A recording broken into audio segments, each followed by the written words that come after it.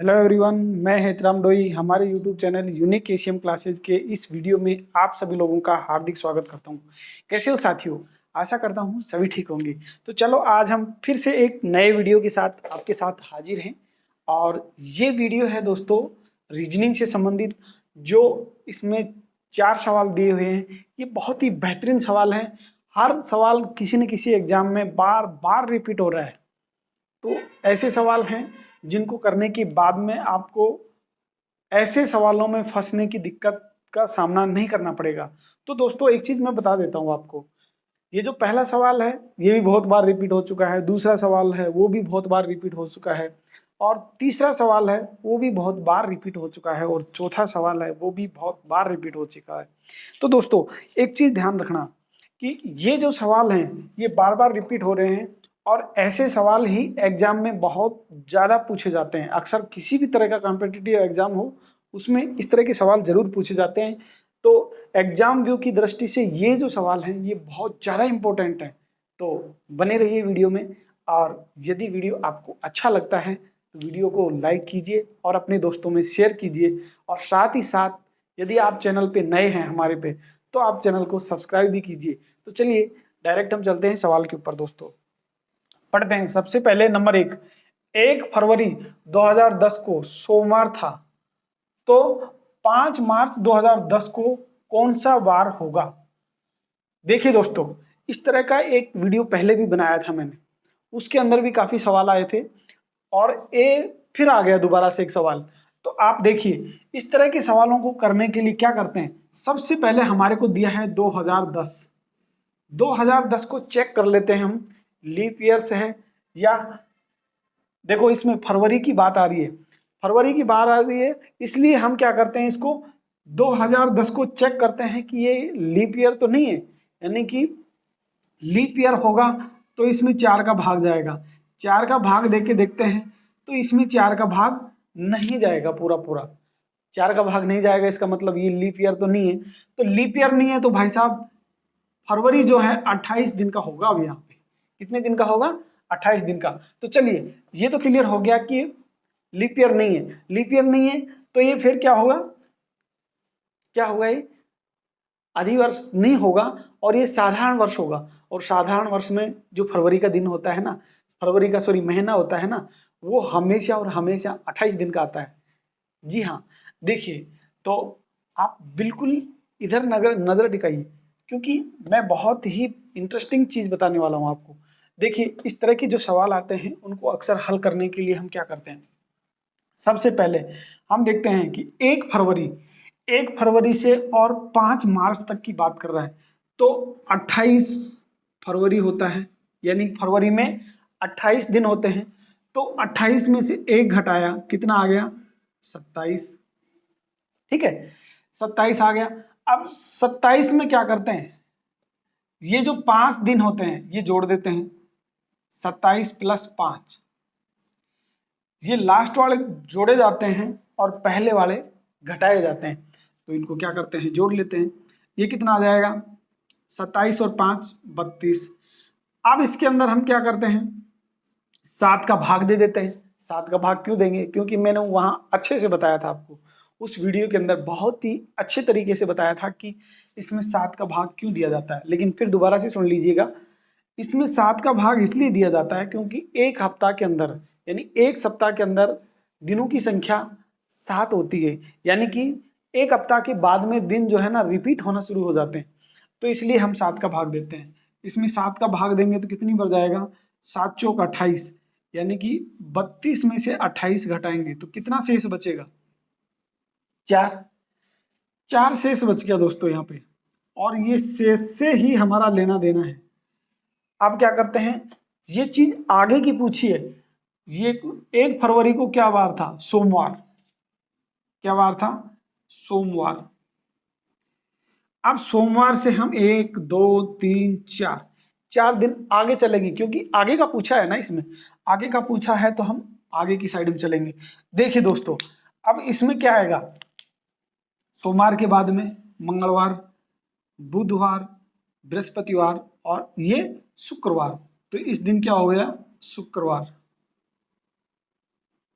जी हाँ, ये शुक्रवार का दिन होगा, तो इसमें शुक्रवार कौन सा आ रहा है, हमारा डी ऑप्शन ठीक होगा इसमें। जी हाँ, एक बार फिर देखिए दोबारा से, 1 फरवरी 2010 को सोमवार था, तो 5 मार्च 2010 को कौन सा वार होगा। सबसे पहले हम 2010 को चेक करते हैं कि ये साधारण वर्ष है या लीप वर्ष यानी अधिवर्ष है। तो हमने क्या किया, 4 का भाग इसमें दे के देखा, तो 4 का भाग पूरा पूरा नहीं जा रहा है, 4 का भाग नहीं जा रहा है, इसका मतलब ये क्या है, साधारण वर्ष है। और साधारण वर्ष होता है तो उसमें फरवरी जो है कितने दिन का होता है, 28 दिन का होता है। अब हमारा काम यहाँ से चालू होता है, जब 28 में से एक फरवरी की बात कर रहा है तो 28 में से एक घटाया 27 आएगा। फिर उसके बाद में मैंने बताया था कि जो अगले वाली संख्या है उसको जोड़ना है, यानी कि 27 + 5 बराबर 32 आ गया। 32 में अब क्या करते हैं, 7 का भाग देते हैं, तो उसके बाद में 4 शेष बचता है, और 4 शेष बचता है तो जिस दिन सोमवार था उसके आगे 4 दिन और चलेंगे हम। तो सोमवार के बाद मंगलवार, बुधवार, बृहस्पतिवार और शुक्रवार, ये ऐसे आता है। और दोस्तों एक चीज और बता देता हूं, इस तरह के सवालों में यदि शेषफल 0 आ जाता है, क्या आ जाता है, 0 आ जाता है, यदि शेषफल 0 आ जाता है तो उसमें घबराने की जरूरत नहीं है, क्योंकि वही दिन आ गया दोबारा से। यदि सोमवार आ है तो सोमवार ही दोबारा से आ जाएगा, ठीक है। तो आशा करता हूं समझ में आया होगा। चलिए दूसरे सवाल में चलते हैं। दूसरा सवाल है, दी गई श्रृंखला में अगली संख्या क्या होगी। बहुत ही अच्छा सवाल है और ये मोस्ट इंपॉर्टेंट है, ये भी इंपॉर्टेंट सवाल है, क्योंकि ये हर बार रिपीट हो रहा है, किसी न किसी एग्जाम में बार बार रिपीट हो रहा है, ये बहुत बार रिपीट हुआ है। तो इसको भी देखते हैं। ऐसा सवाल भी हमने किया था एक सवाल, लेकिन फिर दोबारा से देखते हैं इसको। इसमें क्या करते हैं, ये जो सीरीज दे रखी है हमारे पास 5, 6, 7, 8, 10, 11, 14, आप देखिए इसमें कुछ अंतर करके देखें। 5 और 1 6, 6 और 1 7, 7 और 1 8, 8 और 2 10, 10 और 1 11, 11 और 3 14। तो देख रहे हैं कि एक आ रहा है, फिर एक आ रहा है, फिर एक आ रहा है, फिर 2 आ रहा है, फिर एक आ रहा है, फिर 3 आ रहा है। तो यानी कि सीक्वेंस नहीं बन रहा है इसमें। तो इसका मतलब यदि इस तरह का सवाल आपको दिख जाए तो आप ध्यान रखना, उसके अंदर 2 सीरीजों को कंबाइंड किया गया है। तो कंबाइंड किया गया है तो उनको कैसे छांटेंगे, पहला अंक और तीसरा अंक लेंगे, तीसरा अंक और छठा अंक लेंगे, और उसके बाद में फिर एक का गैप दे देंगे ऐसे।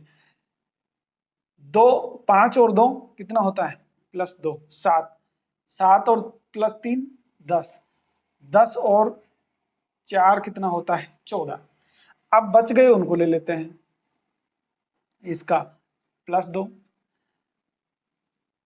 इसका +3, और ये जो लास्ट बच गया ये क्वेश्चन वाचक चिन्ह है तो +4 आएगा। दोस्तों आप इसको देख सकते हो, क्योंकि यहाँ +2 +3 +4, +2 +3 +4, तो 11 में 4 जोड़ेंगे तो यहाँ पे अपना 15 आएगा।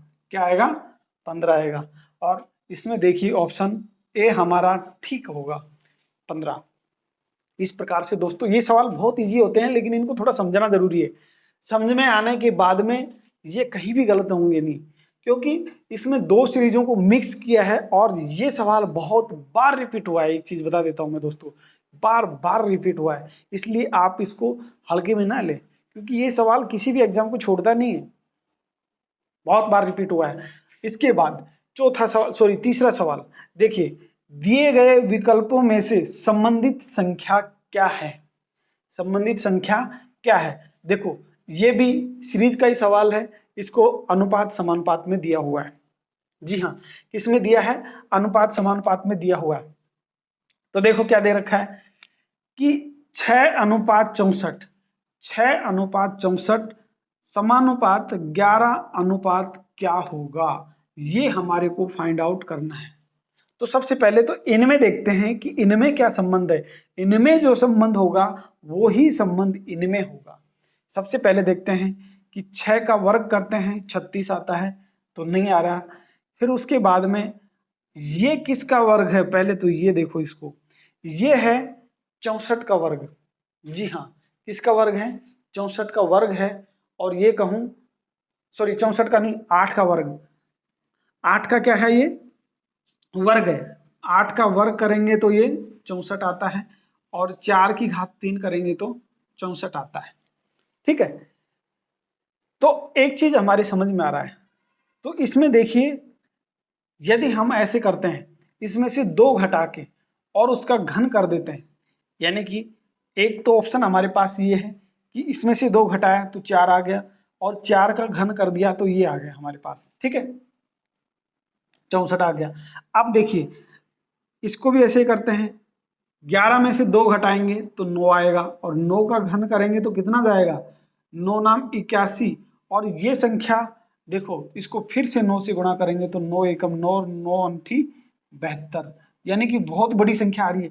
ऐसा कोई दिख नहीं रहा हमारे को ऑप्शन में, तो इसका मतलब ये तो हमारा कैंसिल हो गया।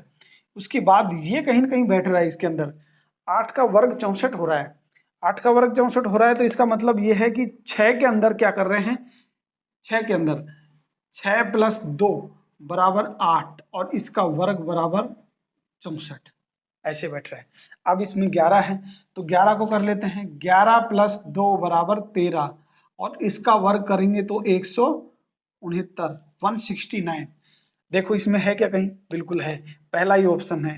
तो इस प्रकार से हम इसको हल कर सकते हैं दोस्तों। ऐसे सवाल बहुत इजी हल हो जाते हैं, लेकिन यदि हमारे को इसमें कहीं भी कुछ थोड़ा सा दिक्कत आता है तो इस तरह से उसको चेक करना है, और ऐसे चेक करने के बाद में कहीं भी उसमें गलती होने की संभावना नहीं है। कोई भी इसमें ये जो संबंध दोनों में है वो ही संबंध इनमें होगा। तो हमने देखा कि इसमें 6 में 2 जोड़े और फिर जो संख्या आई उसका वर्ग करें तो ये आएगा। 11 में 2 जोड़ेंगे तो 13 आएगा, 13 का वर्ग करेंगे तो 169 आएगा। इस प्रकार से हम देखते हैं कि इसमें इस तरह के सवालों को ऐसे हल किया जाता है दोस्तों। उसके बाद अब देखिए लास्ट सवाल, और बहुत ही इंपॉर्टेंट सवाल है, इसको मैं थोड़ा ऊपर कर देता हूं, इसकी जगह बना रहा हूं थोड़ा सा ऊपर, चल इसको यहीं कर देता हूं। देखिए, इसको हल करने के लिए हम क्या करते हैं, इसको हल करने के लिए देखिए, ये दे रखा है कि यदि ड्राइवर बराबर 12 है, ड्राइवर बराबर 12 है, वैक ऑन फुट बराबर 20 है, ये 12 दिया है, ये 20 दिया है, और एक्सीडेंट बराबर 16 दिया है, तो कार बराबर क्या होगा। ये कोडिंग डिकोडिंग वाला सवाल तो नहीं है, हमारे दिमाग में डायरेक्ट क्लिक होता है कि ये कोडिंग डिकोडिंग वाला है, और हम क्या करते हैं, इसमें कोडिंग करना शुरू कर देते हैं। कैसे, हम क्या करते हैं, डी का मान लिखेंगे, डी है 4, आर का मान है कितना वो भी लिखेंगे, इस प्रकार से इनका मान लिख के और फिर जोड़ेंगे, फिर जो जोड़ के गुणा भाग करेंगे। ऐसा करने की कतई जरूरत नहीं दोस्तों, क्योंकि इससे कोडिंग डिकोडिंग वाला सवाल नहीं है। इसमें क्या करना है, हमारे को सिंपल देखना है, 1 2 3 4 5 6, 1 2 3 4 5 6, 6 डिजिट आ रही है, यानी कि 6 इसमें अंक हैं, 6 अंक हैं, तो 6 को 2 से गुणा किया तो कितना आ गया, 12। देखो यही चीज इसमें अप्लाई करते हैं, 1 2 3 4 5 6 7 8 9 10, 10 आ रहा है, तो 10 गुणा 2, ये कितना आ गया, 20। सेम इसी में इसमें भी वही चीज, 1 2 3 4 5 6 7 8, 8 है, तो 8 गुणा 2 बराबर 16 आ रहा है। एक चीज समझ में आ गई हमारे को कि ये कोडिंग डिकोडिंग वाला नहीं है, इसमें जितने लेटर हैं, जितने अंक हैं, उनका ठीक दुगना कर दो तो वो आगे उसका कोड आता है। जी हाँ, आगे उसका कोड आता है। तो अब बड़ी आसानी से आप इसका बता सकते हो कि इसका कोड क्या होगा। कार में कितने अंक हैं, 1 2 3, 3 अंक हैं, तो 3 गुणा 2 बराबर 6। इस प्रकार से इसका उत्तर होगा 6। तो दोस्तों इस तरह के जो भी सवाल होते हैं बहुत इजी होते हैं, लेकिन यदि ना आए तो बहुत कठिन होते हैं। मैंने एक चीज़ बताई कि ये जो सवाल हैं ये बहुत बार रिपीट हुए हुए हैं, यानी कि ये भी बहुत इंपॉर्टेंट है, क्योंकि चारों सवाल मैंने ऐसे छांटे हैं जो किसी न किसी एग्जाम में बार बार रिपीट हुए हैं, और इसीलिए इनको आपको दिया है ताकि आप इनको करने के बाद किसी भी सवाल में फंसे ना। जी हाँ, तो मेरे हिसाब से ये सवाल आपको समझ में आए होंगे, और यदि सवाल समझ में आए हैं और वीडियो यदि अच्छा लगा है तो फिर दोबारा से बोलता हूँ कि आप इस वीडियो को अपने दोस्तों में शेयर कीजिए और लाइक भी कीजिए। साथ ही साथ यदि चैनल पे नए हैं तो चैनल को सब्सक्राइब भी कीजिए। तब तक के लिए bye bye, have a nice day.